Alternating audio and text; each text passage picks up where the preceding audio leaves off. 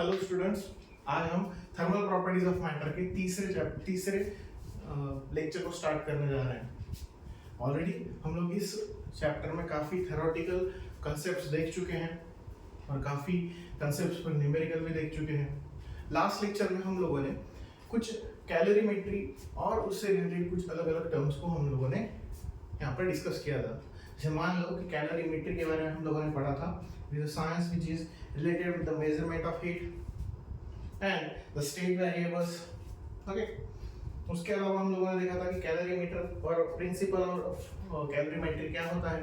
Heat released by the hot object is equal to heat gain by the hot cold object. इस चीज को आज हमें यहाँ पर डिस्कस करना है। उसके अलावा हम लोगों ने यहाँ पर specific heat, molar specific heat, molar heat capacity और बहुत सारी चीजों को कल हम लोगों ने डिस्कस किया था। तो नोटबुक और पेन निकाल लीजिए। आज उसी टॉपिक से रिलेटेड हम लोग क्वेश्चंस देखने वाले हैं और उसको हम लोग यहाँ पर सॉल्व करने वाले हैं। ठीक है,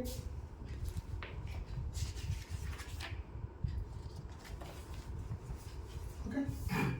तो नोटबुक, आई होप सो आप लोगों ने नोटबुक वगैरह निकाल लिया हो। पहला क्वेश्चन लीजिए। A bimetallic strip consists of X and Y. A bimetallic strip consists of metal X and Y.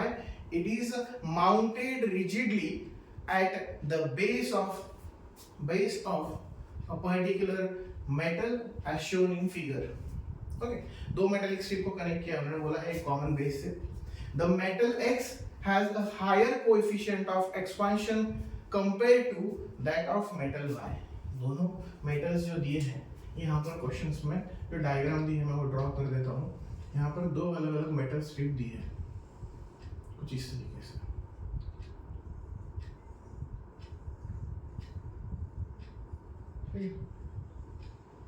ये x है और ये y है, और उन्होंने बोला है कि coefficient of linear expansion of x is greater than coefficient of linear expansion of y। तो x का जो कोएफिशिएंट ऑफ लीनियर एक्सपेंशन है वो क्या है, हायर है एज कंपेयर टू y से। Then when the same temperature difference will be applied on it, the bimetallic strip is placed in a cold bath। और ये चार ऑप्शन दिए हैं कि अगर इन्हें हीट सप्लाई की जाए तो क्या होगा। तो उसके बारे में यहाँ पर चार ऑप्शन दिए हैं। it will bend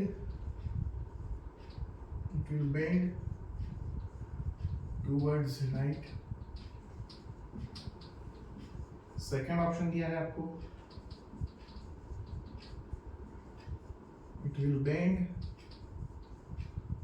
toward left। C,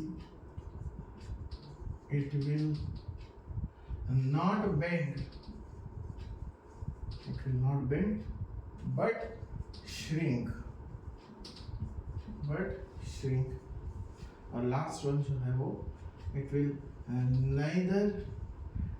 neither bend nor shrink। उन्होंने बोला है यहाँ पर ये एक सिस्टम दिया है, दो मेटालिक स्ट्रिप्स यूज की है, एक x और एक y, दोनों अलग अलग मेटल के हैं। x का जो कोएफिशिएंट ऑफ थर्मल एक्सपेंशन है वो ज्यादा है एज कंपेयर टू y से। अगर ऐसी कंडीशन है और इसे हीट सप्लाई की जाए तो ऑब्वियसली x का कोएफिशिएंट ऑफ लीनियर एक्सपेंशन ज्यादा होने की वजह से डायग्राम कुछ इस तरीके से हो जाएगी। अब आपका जो डायग्राम है वो कुछ इस तरीके से होगा।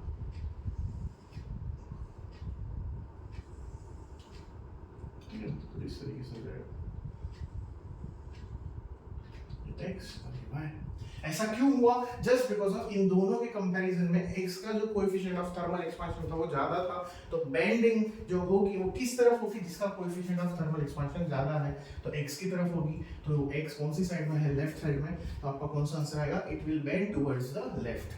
हमेशा याद रखना, हम लोग जब थर्मल एक्सपेंशन पढ़ते हैं उसमें जब बताया जाता है, याद होगा आपको गैस के केस में लिखवाया था कि गैस के केस में the volumetric expansion coefficient of volumetric expansion of gas is 10 times greater than solid. तो वहां पर लिखवाया भी था ये चीज, इसका मतलब गैस का एक्सपेंशन ज्यादा होता है। सिमिलरली यहाँ पर भी ऑब्वियसली x का अगर कोएफिशिएंट ऑफ लीनियर एक्सपेंशन ज्यादा होगा तो एक्सपेंशन इस तरफ ज्यादा होगा, तो ऑब्वियसली बेंडिंग कौन सी तरफ होगी, जिसका हायर कोएफिशिएंट होगा उस तरफ।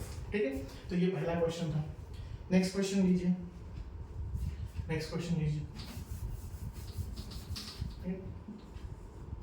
Second question. नेक्स्ट क्वेश्चन में बोला है two metal rods A and B are having their initial length in the ratio of 2/3। दो मेटल रॉड्स दिए हैं A और B, उनकी जो लेंथ का रेशियो है वो बोला गया है कितना है 2/3। इस तरीके से बोला है उन्होंने। आगे बोला है and the coefficient of linear expansion in the ratio of 3/4। Coefficient of linear expansion मतलब अल्फा होता है, तो alpha of A to the alpha of B कितना दिया है वो 3/4 इस तरीके से दिया है।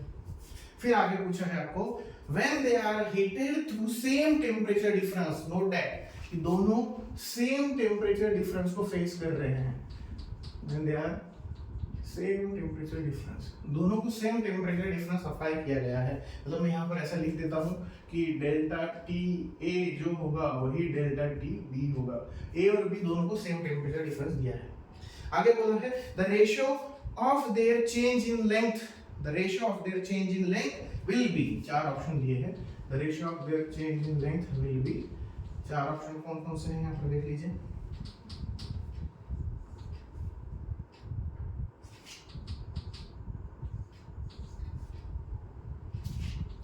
कुछ इस तरीके से चार ऑप्शन दिए हैं। We know that what is the formula for coefficient of linear expansion? Alpha का फॉर्मूला आप लोगों को याद होगा, अल्फा इज इक्वल टू कुछ इस तरीके से फॉर्मूला है delta L upon L into delta T। इस तरीके से हमें रेशियो किसका निकालने को बोला है उन लोगों ने, रेशियो किस चीज का निकालने को बोला है, चेंज इन लेंथ का, चेंज इन लेंथ का रेशियो निकालिए इस तरीके से बोला है। सिंपल से डेल्टा एल को यहाँ रहने दीजिए, इसको यहाँ शिफ्ट कर दीजिए, तो डेल्टा एल का फॉर्मूला आप क्या हो जाएगा alpha into L into delta T. मान लीजिए ये ए के लिए है तो ये ए, बी के लिए भी इसी तरीके से फॉर्मूला आएगा, रेशियो निकालना है हम लोगों को सिर्फ B L B delta T B. अब बात ये है कि डेल्टा टी ए और टी बी सेम है, कैंसिल कर दीजिए, इनका रेशियो तो आपको निकालना ही है, तो क्या हो जाएगा आपका, अब अल्फा ए बाय बी दिया है आपका 3/4 है, और लेंथ a बाय b भी दिया है वो कितना है 2/3 है, 3 कैंसिल कर दीजिए, 2/4 का रेशियो क्या हो जाएगा, उसको और सिंपलीफाई कर दो 1/2 ऑप्शन, ऑब्वियसली 1/2 आंसर आएगा। ठीक है, तो ये चीज़ों को नोट करके रखना है कि याद रखना है कि हमको जब जब कोई भी चीज़ दी है, आपने जब भी नोट्स निकाले तो हर किसी के फॉर्मूले को हाईलाइट करके रखिए, ताकि कभी भी कोई भी फॉर्मूला अगर पूछा गया हो तो तुरंत आपको याद होना चाहिए। There is no any confusion between any equation. ठीक है, कोई भी इक्वेशन में कोई कंफ्यूजन नहीं होना चाहिए आप लोगों को। नेक्स्ट क्वेश्चन दिया है the real coefficient of volumetric expansion. सभी को याद होगा रियल एक्सपेंशन बोल रहा है, इसका मतलब एपेरिएंट और रियल, सभी को याद होगा। उसमें हम लोगों ने पढ़ा है कि अगर कोई लिक्विड किसी वेसल में भरा है तो पहले क्या होता है, वेसल का एक्सपेंशन होता है और लिक्विड की लेवल कम हो जाती है, उसको बोलता है एपेरिएंट एक्सपेंशन, और बाद में जब लिक्विड एक्सपांड होता है तब उसे बोला जाता है रियल एक्सपेंशन। ठीक है, नोट डाउन कीजिए the real coefficient of volumetric expansion of glycerine. Okay, glycerine का वॉल्यूमेट्रिक एक्सपेंशन दिया है दैट इज गामा ऑफ, मान लीजिए यहाँ पर लिख देता हूँ मैं, ग्लिसरीन इज इक्वल टू कितना दिया है 0.000597 पर degree Celsius. Okay, and linear coefficient of expansion of glass, वो जो वेसल है वो किसका है, ग्लास का है, तो उन्होंने वो उसका अल्फा दिया हुआ है, कोएफिशिएंट ऑफ लीनियर एक्सपेंशन, वो कितना दिया है आप लोगों को 0.000009। Okay, 0.00009 okay per degree Celsius. अब पूछा है then the apparent volume coefficient of expansion of glycerine is. मैं आप लोगों को कांसेप्ट समझा देता हूं पहले क्या है, फिर उसके बाद इसमें डिस्कस करेंगे। मान लीजिए कि यहाँ पर एक ग्लास का ग्लास का एक वेसल दिया है और उसमें इन लोगों ने ग्लिसरीन भरा हुआ है, ये ग्लास का वेसल है, हो गया। अब जब हीट अगर सप्लाई की जाती है, ये ग्लास का वेसल है और इसमें जो भरा हुआ है वो है आपका ग्लिसरीन। ओके, ये जो हीट सप्लाई की है उसकी वजह से क्या होगा कि पहले ग्लास एक्सपांड होगा, दैट इज एपेरिएंट होता है, फिर उसके बाद जो एक्सपेंशन होता है वो किसका होता है, ग्लिसरीन का होता है। तो आपको एपेरिएंट निकालने को बोला है, क्या फॉर्मूला आएगा, apparent expansion is equal to क्या होता है, expansion of glycerine minus expansion of glass. But problem ये है कि क्वेश्चन में आपको ग्लास का तो वॉल्यूमेट्रिक एक्सपांशन दिया नहीं है, but we know that gamma is equal to always 3 times of alpha होता है। तो एक काम करने के हम एपिरेंट निकालने के लिए इसका वैल्यू तो दिया है, ग्लिसरीन का वैल्यू कितना दिया है 0.000597 माइनस यहाँ पर 3 times of alpha of glass लिख देते हैं फिलहाल। Okay 0.000597 minus 3 into alpha of glass कितना दिया है 0.000009 इस तरीके से दिया है। 3 से मल्टीप्लाई कर दीजिए तो अब इक्वेशन क्या आ जाएगा आपका 0.000597 माइनस 9 से 3 को मल्टीप्लाई कर दीजिए तो 0.0027 इस तरीके से। अब सब्सट्रैक्शन कर दीजिए तो लास्ट में आपका जो आंसर आएगा वो कितना होगा 000570 कुछ इस तरीके से आपका आंसर आएगा। ये आपका आंसर होगा फॉर एपिरेंट वॉल्यूमेट्रिक एक्सपांशन। ठीक है, इस कांसेप्ट को याद रखना है, क्वेश्चन काफी रेयर है पर इंपॉर्टेंट है। ठीक है, नेक्स्ट क्वेश्चन पर आते हैं। ये नोट डाउन कर लिया है आपने तो।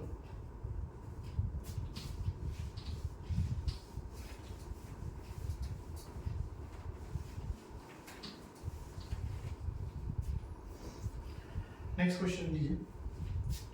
If the coefficient of cubical expansion, what is meant by cubical expansion? Volumetric expansion होता है, ठीक है। If the coefficient of cubical expansion is x times, okay, पहले लिख लेता हूँ coefficient of cubical expansion मतलब gamma is equal to x times कितना बोला है उसने x times of coefficient of superficial expansion। superficial मतलब aerial expansion होता है, तो इन्होंने बोला है gamma is x times of beta है, ऐसा बोला है उन्होंने। gamma is x times of beta है। Okay, so what is the value of x? What is the value of x? चार ऑप्शन दिए आपको 3, 2.5, 1.5, 2। ओके, अब हम सभी को पता है अगर रिलेशन ऐसे तो डायरेक्टली निकाल सकते हो, बहुत इजी क्वेश्चन है ये क्योंकि मैंने आपको आपके नोट्स में लिखवा कर दिया है, पर फिर भी ठीक है।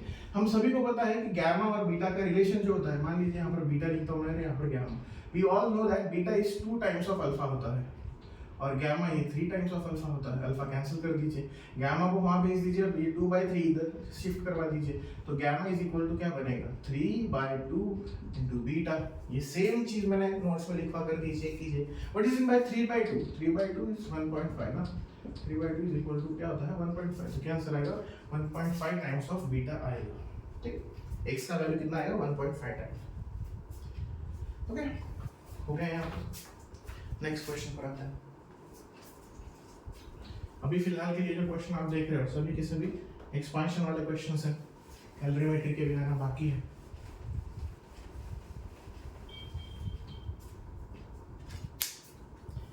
नेक्स्ट क्वेश्चन लीजिए।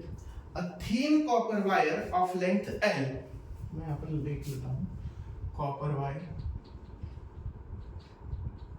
उसका जो लेंथ दिया है वो कितना बोला है capital L increases in the length by 1%, वो बढ़ जाएगा, कितना हो जाएगा 1%, 1% इंक्रीज हो रहा है, increases by 1%। 1% किसका है तो लेंथ का ही है, ओके ना। When heated from temperature T1 to T2, जब उसका टेम्परेचर बढ़ रहा है T1 से T2 तक, तो लेंथ 1% से बढ़ रहा है। What is the percentage change in the area when thin copper wire plate having dimension 2L into L? उन्होंने एरिया जो बोला है उसके लिए एरिया जो दिया है वो कितना है 2L into L, इस तरीके से दिया है। और पूछा है कि एरिया में जो चेंज आएगा वो कितना होगा, यहाँ पर दिया है 1%, 3%, 4% और 2%। ठीक है, इस तरीके से दिया है। अब we all know that what is the coefficient of linear expansion, formula सभी को पता है। मान लो यहाँ पर लिख लेते हैं हम लोग delta L is equal to alpha into L into delta T, होता है ना, यहाँ पर है तो अल्फा का वैल्यू है। अब इस हिसाब से अगर हम जाए तो delta L increases by means what, change हुआ है, कितना चेंज हुआ है, तो 1% चेंज हुआ है। 1% means like that 1/100, 1% means what 1/100 किसका लेंथ का alpha as it is into length as it is into T as it is हो गया लेंथ से कट कर दीजिए 1/100 दैट मींस 0.01 आएगा तो अल्फा इनटू डेल्टा टी का वैल्यू आपका आ गया 0.01 यहाँ तक हो गया। अब आपको निकालने को बोला गया है एरिया निकालने को बोला है ना एरिया निकालने को बोला है तो अब एरिया के लिए क्या करोगे सेम इक्वेशन ऐसे लिख लीजिए delta A is equal to beta into A into delta T ठीक है क्या आ गया आपका। अब इसके लिए एक काम करना होगा इसको यहाँ पर शिफ्ट करवा दीजिए ठीक है तो क्या आ जाएगा आपका delta A upon A okay is equal to beta into delta T we all know that what is the beta that is 2 times of alpha तो यहाँ पर लिखवा देता हूँ मैं 2 times of alpha so what is the alpha into delta t alpha into delta t का value कितना है 0.01 तो ये कितना हो गया आपका 0.02 बट हमें ऑप्शन परसेंट में दिए तो मल्टीप्लाई में क्या करना पड़ेगा 100 तो कितना आ जाएगा 2 तो आंसर आएगा अगर लेंथ 1% से बढ़ रहा है तो एरिया कितने परसेंट से बढ़ेगा 2% से बढ़ेगा ठीक है लिख लीजिए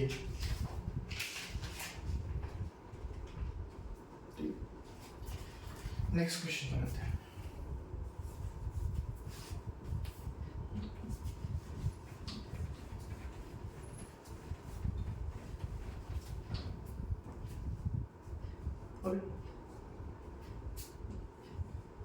नेक्स्ट क्वेश्चन दिया है a clock with a metal pendulum beating seconds keeps correct time at 0 degree Celsius full stop if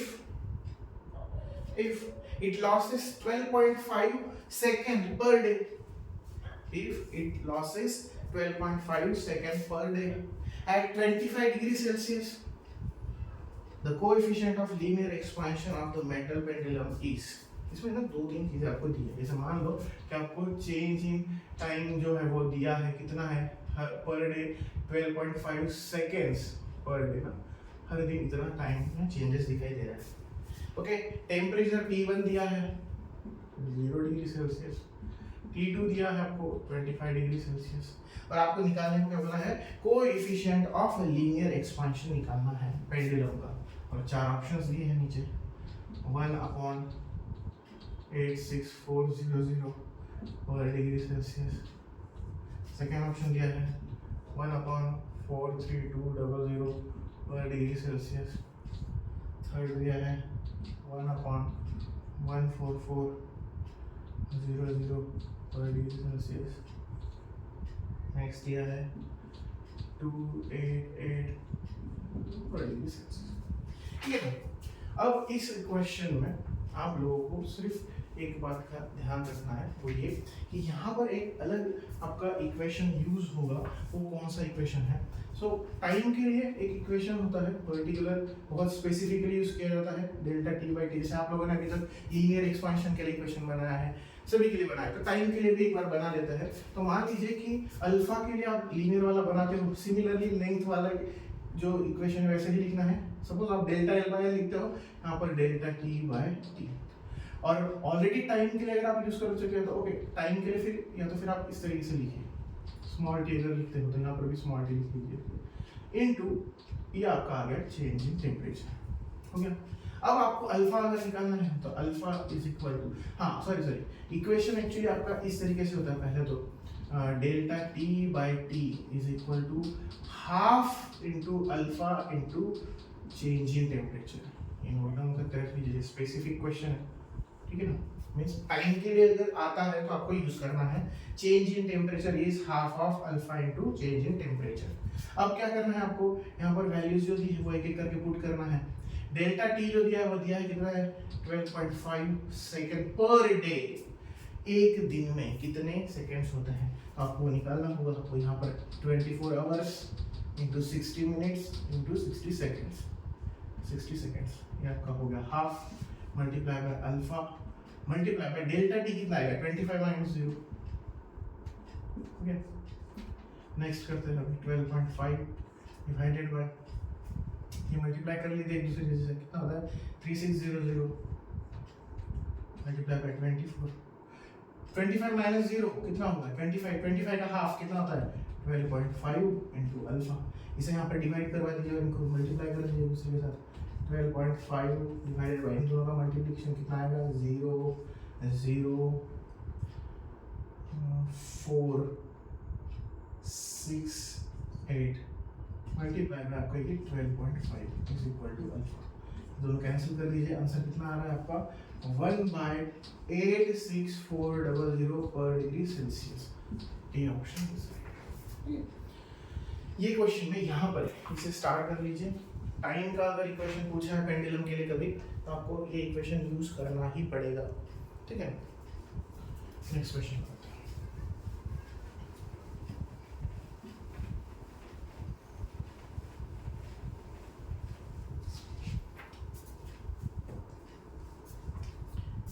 next question लीजिए। The coefficient of real expansion of mercury is, the coefficient of real expansion of mercury is कितना दिया है 0 point mercury के लिए दिया है ना, coefficient of real expansion that is gamma. क्यों गामा ही क्यों, जस्ट बिकॉज ऑफ मर्क्यूरी बोला है। Mercury is the exceptional case of metal which is always present in the liquid form at the room temperature, और liquid में हमें सभी को पता है वॉल्यूमेट्रिक एक्सपेंशन ही ऑब्जर्व होता है, तो वो उसका वैल्यू कितना दिया है 0.18 into 10⁻³ per degree Celsius। Okay, if the density of mercury at 0 degree Celsius is, density दी है आपको यहाँ पर, जो डेंसिटी दी है सपोज मान लीजिए कुछ इस तरीके से लिखेंगे, डेंसिटी 13.6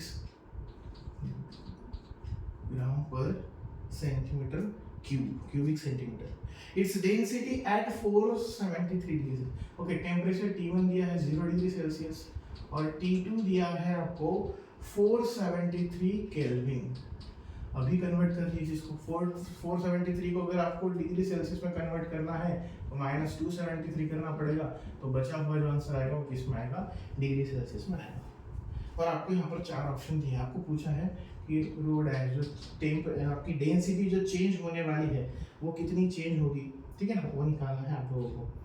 तो ए ऑप्शन दिया है 13.12 ग्राम पर सीसी, बी ऑप्शन दिया है आपको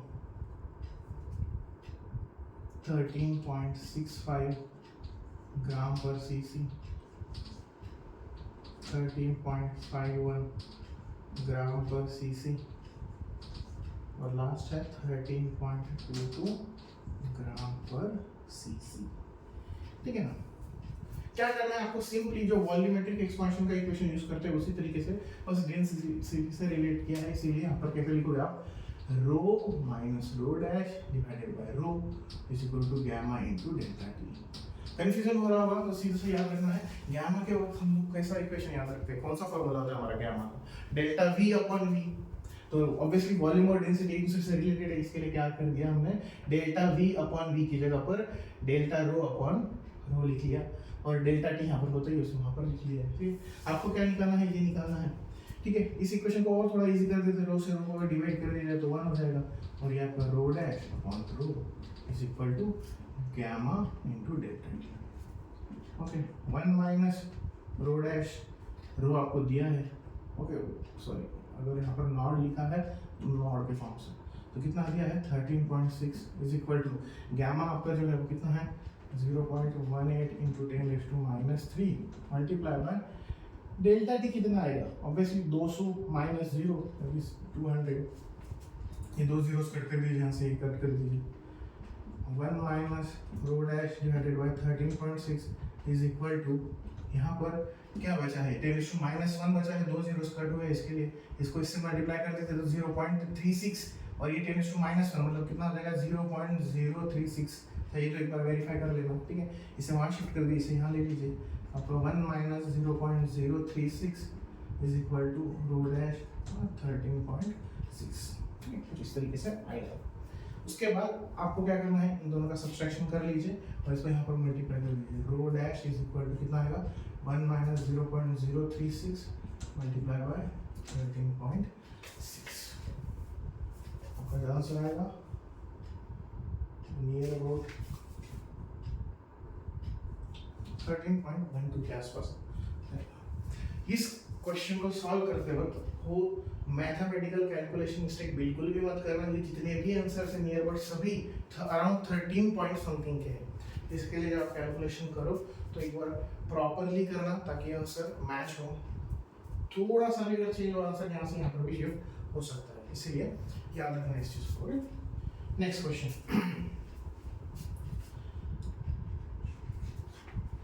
the volume of mercury in the bulb of the thermometer is 10 raised to minus 6 meter cube। okay, mercury thermometer वाला क्वेश्चन दिया है आपकी बार, ठीक है।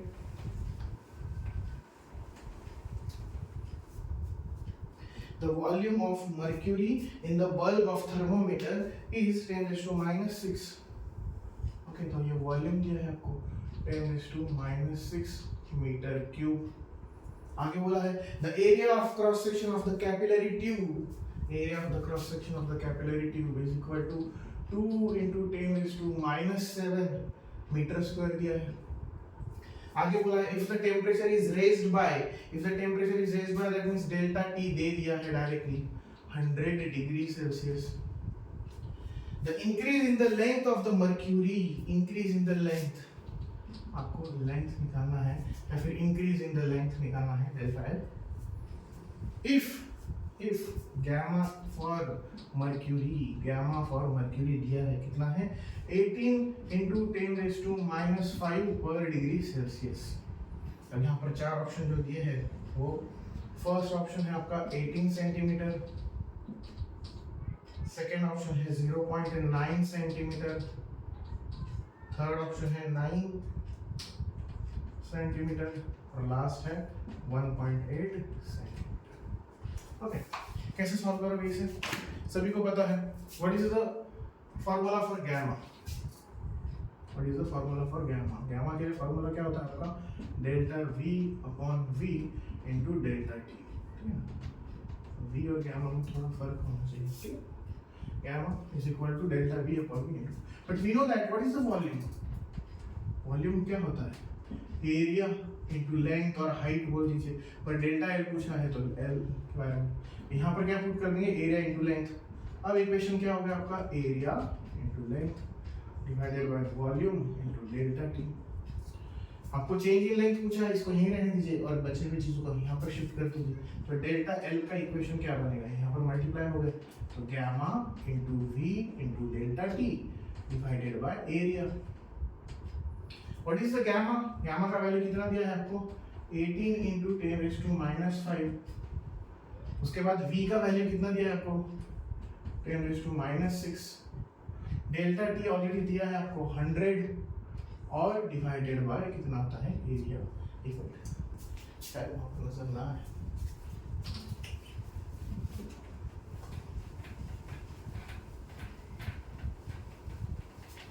ठीक है, और फिर से यहाँ पर लिखता हूँ सब delta L is equal to क्या लिखा है area into delta L into delta L is equal to gamma into V into delta T divided by A. Okay, जो वैल्यूज दिए पुट कर दीजिए। गामा का वैल्यू कितना दिया है आपको 18 into 10 raise to minus 5। Volume कितना दिया है 10 raise to minus 6। Delta T कितना दिया है 100 और जो एरिया दिया है वो कितना है 2 into 10 raised to minus 7। Okay, 18 into 100 1800, 10 raised to minus 5 10 raised to minus 6। Base अगर सेम है तो आप जो पावर है उसका एडिशन या सब्सट्रैक्शन कर सकते हो, तो उस हिसाब से कितना हो गया -11 2 into 10 raised to minus 7। 11 से 7 को कट कर दीजिए -4 बचेगा, इसको इससे कट कर दीजिए तो 900 into 10 raised to minus 4। अब यहाँ पर कौन सा ऑप्शन आएगा वो आपको चेक करना है। मान लीजिए ये 2 0 से यहाँ पर कट कर दिया तो ये आ गया आपका 9 into 10 raised to minus 2 metre आया है। सही मीटर। अब क्या करोगे, सेंटीमीटर में कन्वर्ट करने के लिए सभी को पता है, अगर हम लोग इस 100 से मल्टीप्लाई कर दें तो क्या हो जाएगा, सिर्फ 9 बचेगा, तो 9 सेंटीमीटर इज दी आंसर। आपका आंसर कितना आएगा, 9 सेंटीमीटर, क्योंकि ये जो आंसर आया है मीटर में आया है आपका, सेंटीमीटर में कन्वर्ट करने के लिए आपको उसको 100 से मल्टीप्लाई करना पड़ेगा, ठीक है, लिख लीजिए।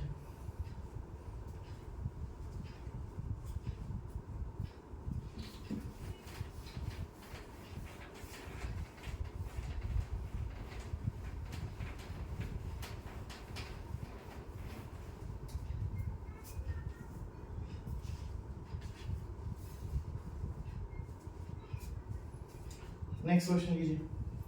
There is some change in the length when a 33,000 Newton tensile force, एक फोर्स अप्लाई हुआ है 33,000 न्यूटन का।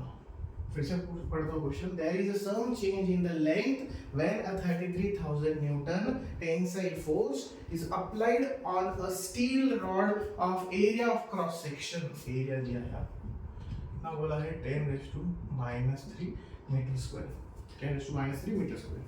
दूसरा, the change of temperature required to produce the same elongation if the steel rod is heated, तो change in length के हिसाब से आपको बोला है कि टेम्परेचर कितना होगा सेम elongation प्रोड्यूस करने के लिए।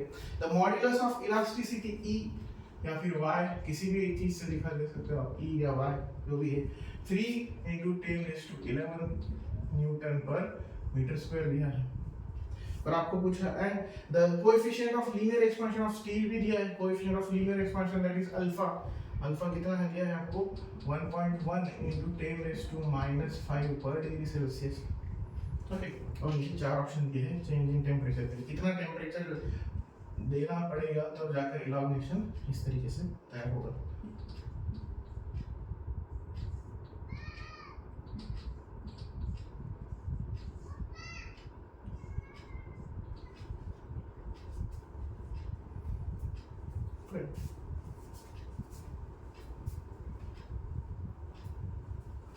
हम डाउन कर लीजिए पहले।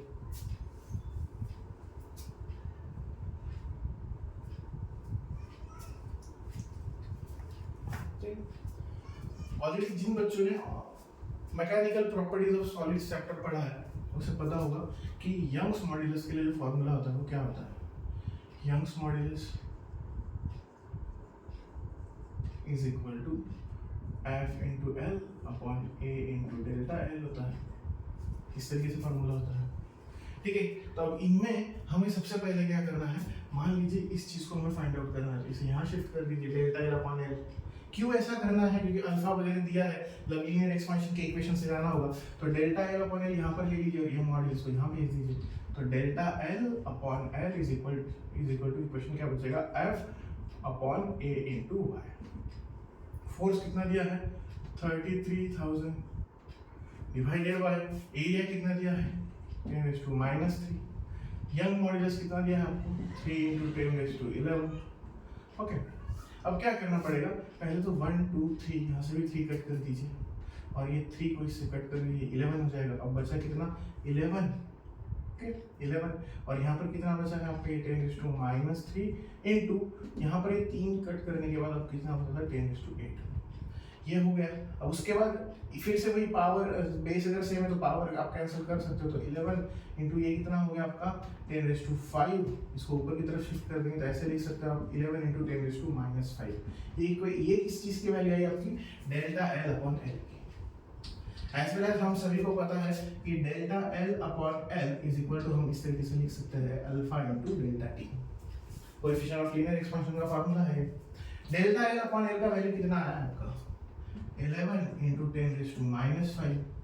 अल्फा की वैल्यू ऑलरेडी आपको दी है क्वेश्चन में 1.1 × 10⁻⁵ × डेल्टा T। इसे यहीं पर कट कर दीजिए, 1.1 को यहाँ पर डिवाइड कर दीजिए, 11 divided by 1.1 is equal to delta T।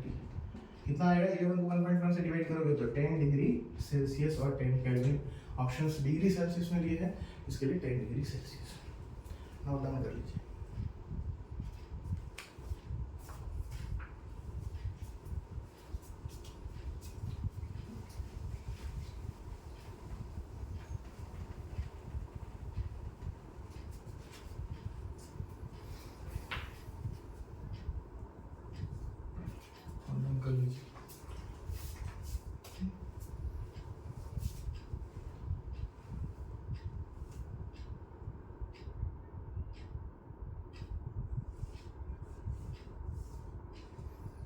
Next question लीजिए, what fraction of the volume of a glass flask must be filled with the mercury so that the volume of the empty space may be same at all temperature.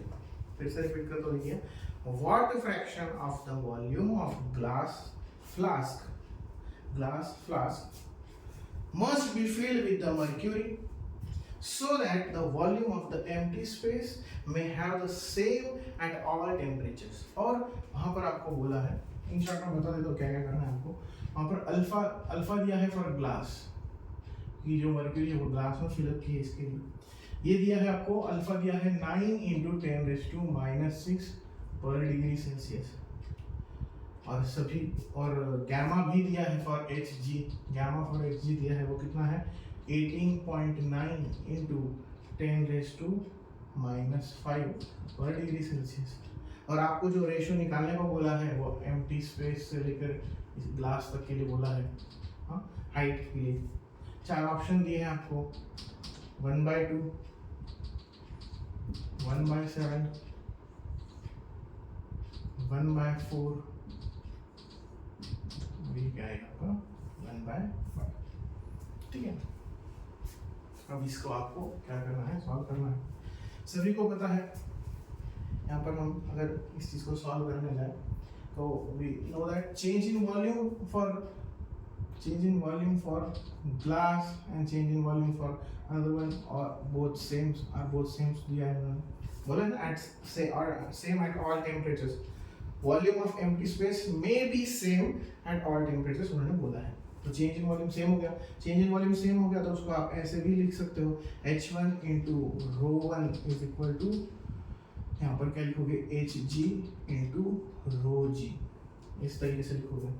अब क्या करना है आपको, यहाँ पर सीधी सी बात है, H1/Hg बनाना है तो H1/Hg ऐसा लिख देते हैं हम, H1/Hg, उसको वहाँ पर भेज दीजिए तो ρg/ρ1 इस तरीके से हो जाएगा। ठीक है, ρg कितना है, ρg दिया ही नहीं, एक्चुअली अल्फा दिया है। अल्फा अगर दिया हो तो रो कैसे निकाल सकते हो, 3 times gamma is equal to 3 times of alpha होता है। तो अगर ग्लास का अल्फा 9 है तो उसी का गैमा कितना होगा 3 टाइम्स होगा, तो इसको 3 से मल्टीप्लाई कर दीजिए, 9 3 27। ठीक है ना, तो गैमा ऑफ ग्लास कितना है 27 × 10⁻⁻⁶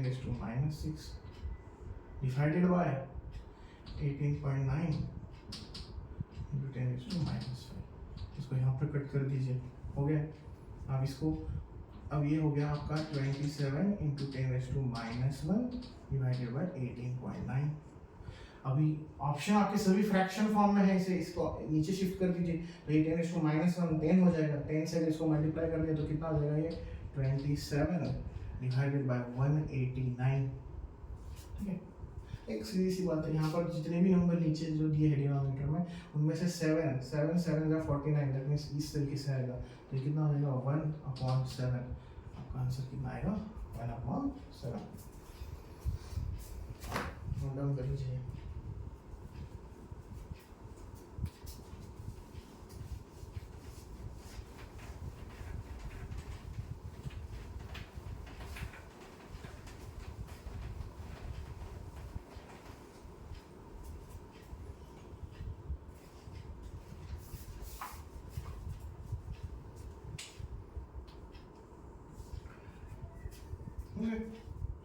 अगला सवाल जो दिया है वो थ्योरेटिकल है, शायद आप इसका आंसर डायरेक्टली भी दे सकते हो। The quantity of heat required to change the unit mass of a solid substance to its liquid state। पूछा है हीट रिक्वायर्ड जो होती है यूनिट मास के लिए सॉलिड से लिक्विड में कन्वर्ट करने के लिए। So the while the temperature remain constant is known as, कौन सी हीट होती है जो रिक्वायर्ड होती है यूनिट मास के लिए जिससे हम सॉलिड को लिक्विड में कन्वर्ट कर सकते हैं। We all know that if the phase will be changed that is called as latent heat। Last में जब अगर आप देखो लास्ट लेक्चर जो था सेकंड लेक्चर, उसके लास्ट में हमने डिस्कस किया है if the only temperature will be change without phase transformation that is called as sensible heat. But अगर कोई भी हीट के थ्रू आपका फेज भी ट्रांसफॉर्म होता है, टेम्परेचर भी चेंज होता है, फेज भी ट्रांसफॉर्म होता है, तो उसे बोला जाता है लैटेंट हीट। तो इसका मतलब लैटेंट हीट तो है पक्का है, और दूसरी बात हमें पता है लैटेंट हीट में दो अलग अलग आपने चीजें देखी है, लैटेंट हीट ऑफ फ्यूजन और लैटेंट हीट ऑफ वेपराइजेशन। तो सॉलिड टू लिक्विड किस में आएगा? Latent heat of fusion. Obviously जो ऑप्शन दिए थे नीचे चार दिए थे, latent heat of vaporisation, latent heat of fusion, heat specific heat. Option B is correct, latent heat of fusion, क्योंकि उसमें सॉलिड से लिक्विड में जा रहा है, इसके लिए इसको सॉल्व करने की जरूरत नहीं थी।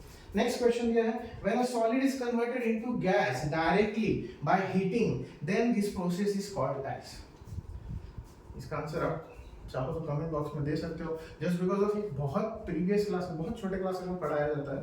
पूछा है कि क्या वो कौन सी प्रोसेस होती है जिसमें सॉलिड से डायरेक्टली गैस में कन्वर्ट हो जाता है कोई भी substance, that means there is no any liquid phase.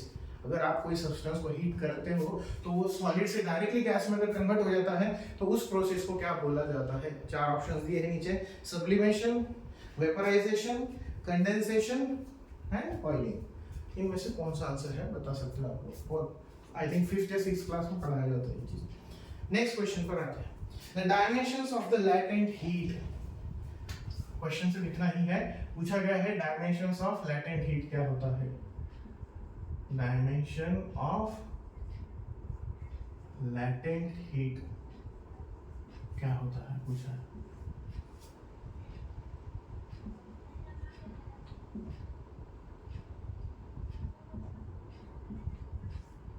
Already कल आप लोगों को होमवर्क में दिया था, जिन बच्चों ने इस चीज को अटेंड किया है उन्हें पूछा गया था कि क्या होता है बताइए।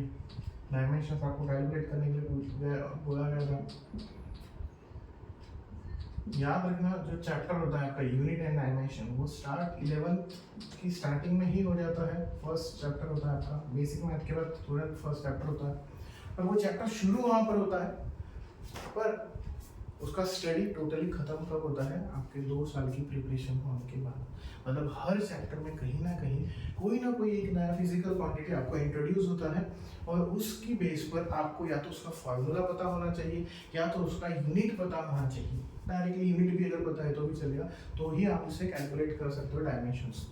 ओके, लैटेंट हीट सभी को याद होगा, कल फॉर्मूला लिखा था Q = m × L। Latent heat का अगर इक्वेशन बनाना है तो इसको यहाँ पर भेज देंगे, लैटेंट हीट = Q/m। यूनिट इसका आया था हीट का जूल पर kg. We all know that what is mean by joule. Joule is nothing but the product of, joule मतलब डिपेंड करता है एनर्जी है या वर्क है, उस हिसाब से डिपेंड करता है। यूनिट क्या आता है? जूल मतलब ये न्यूटन मीटर होता है, और ये आपका केजी हो गया। न्यूटन को आप कैसे रिप्रेजेंट करते हो? केजी मीटर पर second square multiply by metre, और आपका ये केजी, केजी से केजी कैंसिल कर दीजिए, metre into metre, metre square, और यहाँ पर सेकंड स्क्वायर। उस हिसाब से अगर देखा जाए तो लेंथ की पावर कितनी आएगी? 2, टाइम की पावर कितनी आएगी? -2, m की पावर कितनी आएगी? 0, L2 m0 t - 2। यहाँ पर m की पावर 0 ही नहीं है, दैट इज योर आंसर। ठीक है, आप LMT फॉर्मेट में भी लिख सकते हो, MMT में भी लिख सकते हो, जैसे आपको सूटेबल हो। ठीक है,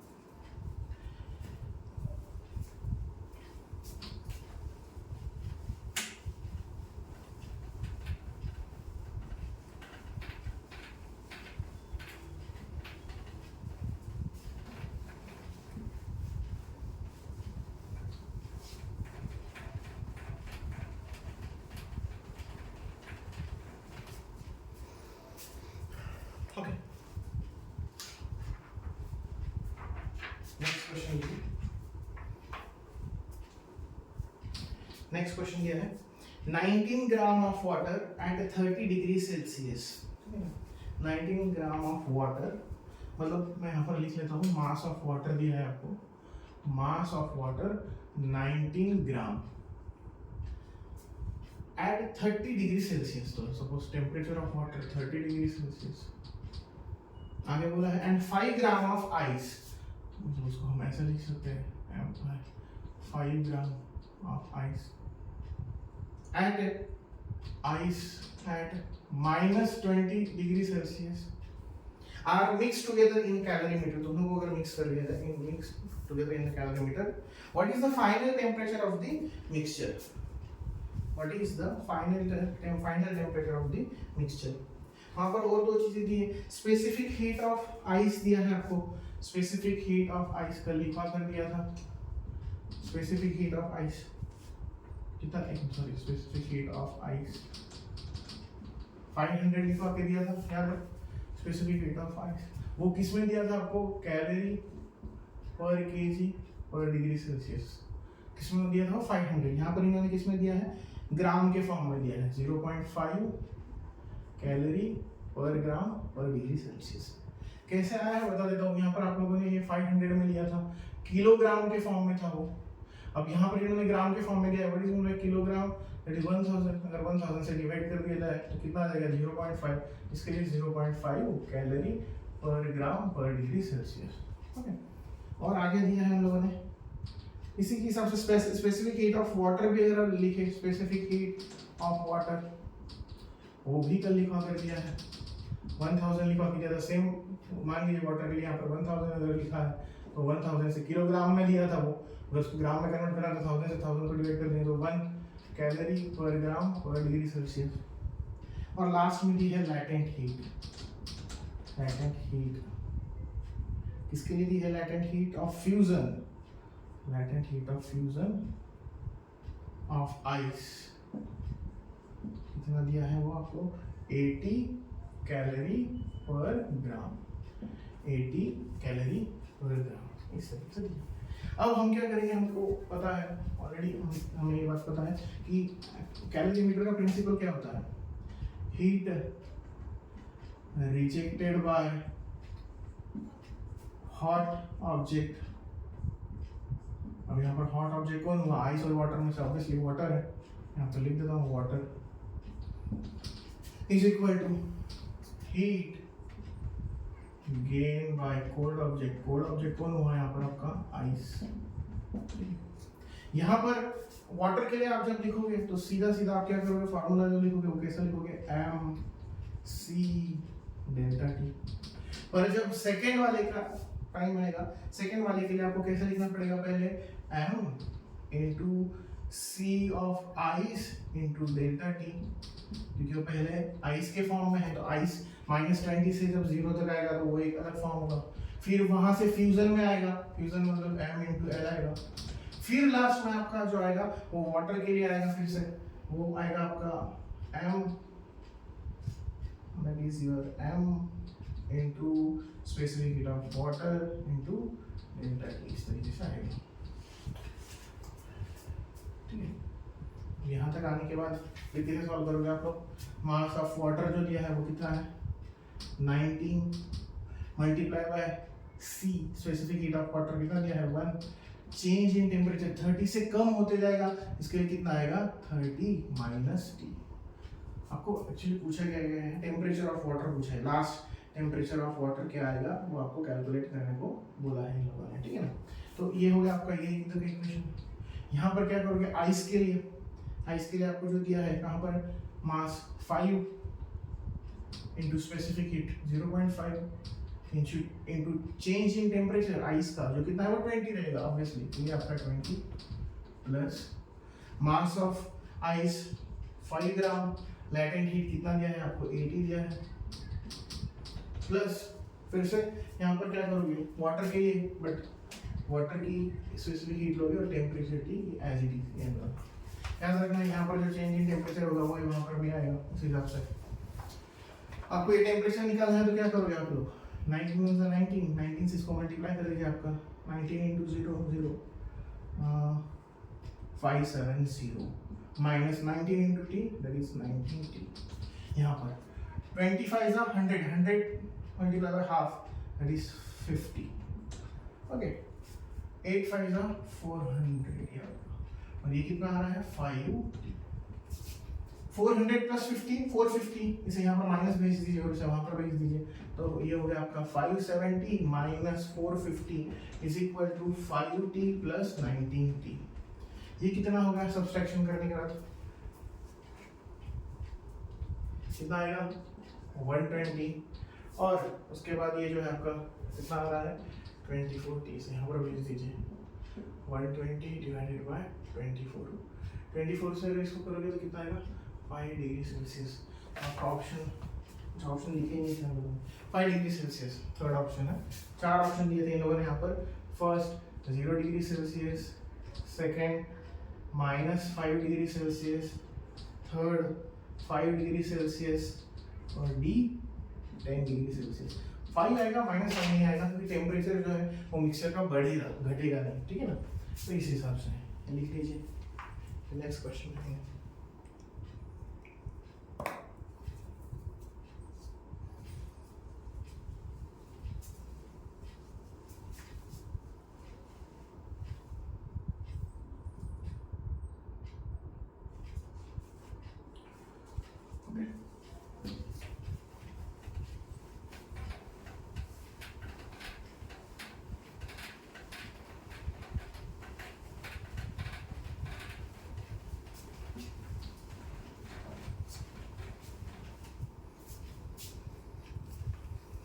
नेक्स्ट क्वेश्चन पढ़ाइए।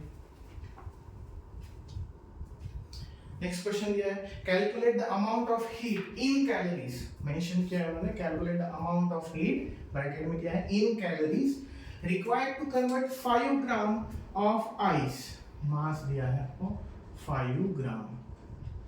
5 ग्राम आइस को कन्वर्ट करने के लिए, किस में कन्वर्ट करने के लिए? स्टीम में कन्वर्ट करने के लिए। स्टीम में कन्वर्ट करने के लिए एक टेम्परेचर दिया है, आइस जो है वो 0 डिग्री सेल्सियस पर है। ऑब्वियसली स्टीम जो आएगा वो मान लीजिए कितना आएगा आपका 100 डिग्री सेल्सियस पर। तो कितना हीट रिक्वायर्ड होगा ये उन्होंने आपको पूछा है, ठीक है। कितना हीट रिक्वायर्ड होगा ये आपको उन्होंने पूछा है। एक एक करके सॉल्व करेंगे। मान लीजिए पहले आइस दिया है, जो आइस है 0 डिग्री सेल्सियस पे ऑलरेडी, वहां से वो अंदर की तरफ आएगा 1 2 3, तो लैटेंट हीट हो गया। ये 0 से इधर की तरफ आएगा तब वो मेल्ट होना स्टार्ट होगा। तो पहली हीट जो होगी, हीट फॉर मेल्टिंग, इसे लैटेंट हीट भी बोला जाएगा, वो कितना आएगा आपका m × LF। मास 5 ग्राम दिया है और अभी लास्ट क्वेश्चन में ही आपको लिखवाया, हाँ, आइस का जो लैटेंट हीट ऑफ फ्यूजन था वो कितना था? 80 कैलोरी पर ग्राम था। ये मल्टीप्लाई कर दीजिए, कितना हो गया आपका 400। ये हो गया आपका 400 कैलोरी। अब यहाँ तक आ गए। मान लेते हैं कि आपका जो आइस है वो वाटर में कन्वर्ट हो गया है। अब वाटर वहां से लेके जब स्टीम जब तक कन्वर्ट नहीं होती तब तक तो आपका क्या होगा? वाटर नॉर्मल वाटर ही रहेगा। यहाँ पर नेक्स्ट जो आएगा वो कौन सा होगा? सेंसिबल हीट आएगा। फिर से बता रहा हूँ मैं आपको, सेंसिबल हीट। एक बार एक क्वेश्चन देख लेते फिर एक बार समझा दूंगा फिर से। mc डेल्टा, मास कितना है? अभी भी 5 ग्राम, कोई चेंज होने वाला है नहीं। Specific heat of water for calorie पर ग्राम पर डिग्री सेल्सियस 1 है, अभी लास्ट क्वेश्चन में करवाया। और ये कितना आएगा आपका 100 ये है, तो ये कितना हो गया आपका 500 कैलोरी। लास्ट में जब वो स्टीम में कन्वर्ट होगा फिर वहां पर लैटेंट हीट ऑफ क्या आ जाएगा? वेपराइजेशन आएगा। Q3 is equal to mass into latent heat of vaporization. Okay, latent heat of vaporization.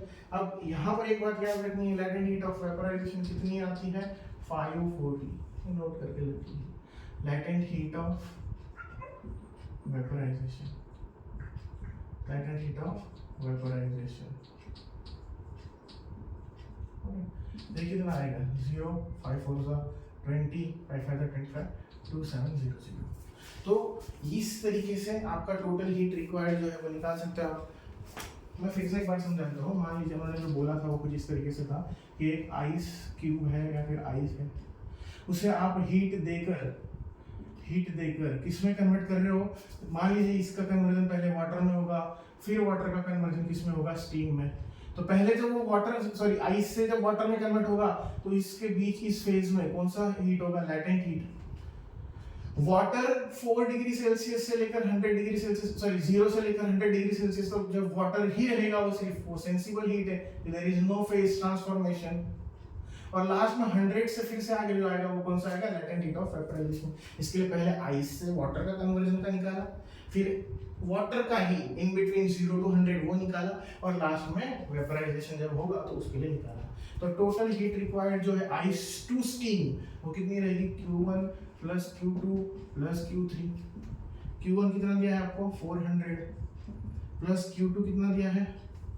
500, और ये कितना आ गया आपका? 2700।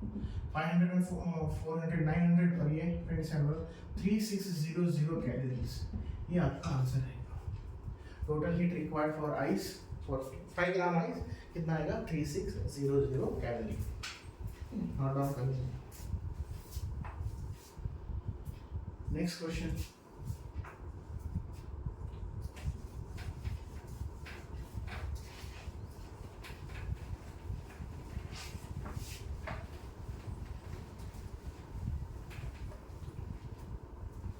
next. Okay. The difference between two principal specific heats of nitrogen is 300 joule per kg per Kelvin. देखिए फिर से पढ़ता हूँ मैं।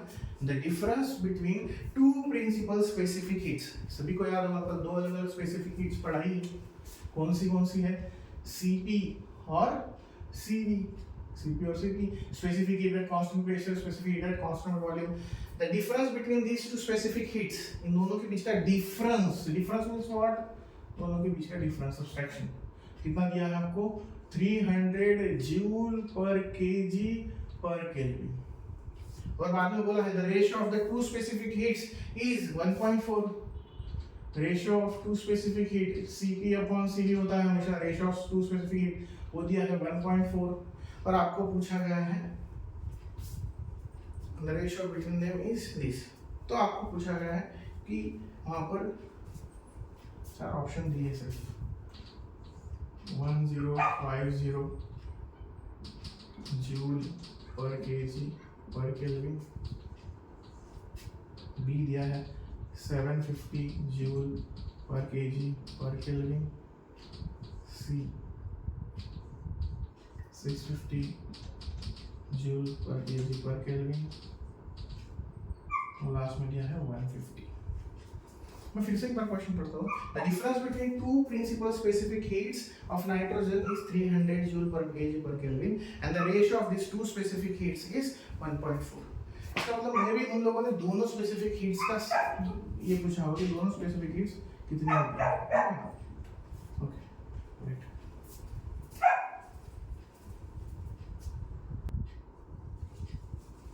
ओके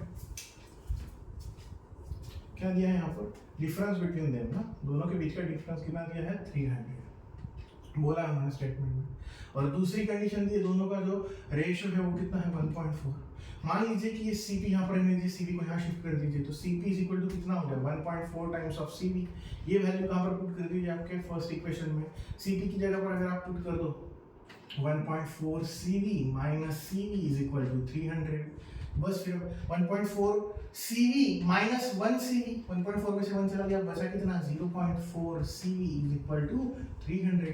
0.4 मल्टीप्लाई वहां जाते हो क्या होगा? डिवाइड, तो Cv इज इक्वल टू कितना हो गया? 300 डिवाइडेड बाय 0.4। 0.4 को आप 4/10 ऐसे भी लिख सकते हो, तो किस तरीके से 4/10, डबल डिनोमिनेटर 10 को ऊपर भेज दीजिए, 300 मल्टीप्लाई बाय 10 3000 डिवाइडेड बाय 4। अभी के लिए इसको ऐसे ही रहने दीजिए, ठीक है, बाद में आपका कैलकुलेशन कर लेना कितना आता है, ठीक है। और हाँ लास्ट में Cp निकालने की बात है, तो अगर इसको यहाँ पर डिवाइड किया तो कितना होगा? 7 4 होता है आपका 28, हाँ ये 28 बचा कितना? 200 दैट इज 50, 750। ओके ये 750 हो गया। अब लास्ट में क्या बचा है? आपको इनका आंसर निकालना है। तो Cp by Cv is equal to 1.4 है। Cv का आंसर अभी आपने निकाला है, कितना है? Cv का आंसर कितना है? 750। तो Cp divided by 750 is equal to 1.4। इसे वहां पर मल्टीप्लाई को भेज दीजिए। Cp is equal to 1.4 multiply by 750, ठीक है। इसे कैसे लिख सकते हो आप? 14/10 मल्टीप्लाई बाय 750। यहाँ से इसे कट कर दीजिए, इन दोनों को मल्टीप्लाई कर दीजिए, जो भी आपका आंसर आएगा कितना आता है कर लीजिए। 75 मल्टीप्लाई बाय 14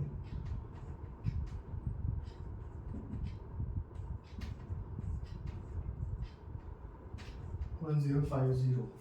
ओके तो क्या आंसर आएगा आपका? 1050 विल बी योर आंसर। तो ये था आपका अभी तक का कैलोरीमेट्री पर जितने भी आपके कंसेप्ट हुए उस पर questions as well as thermal expansions पर। ये बहुत बेसिक क्वेश्चन है, कुछ कुछ ऐसे ही क्वेश्चंस आपके प्रीवियस ईयर्स में भी मिलेंगे। एक बार ये चैप्टर हम लोग का पूरा हो जाए, फिर इसके बाद हम लोग इसी चैप्टर पर पिछले कुछ सालों में आए हुए जो भी PYQs होंगे उसके बारे में हम लोग डिस्कस करेंगे।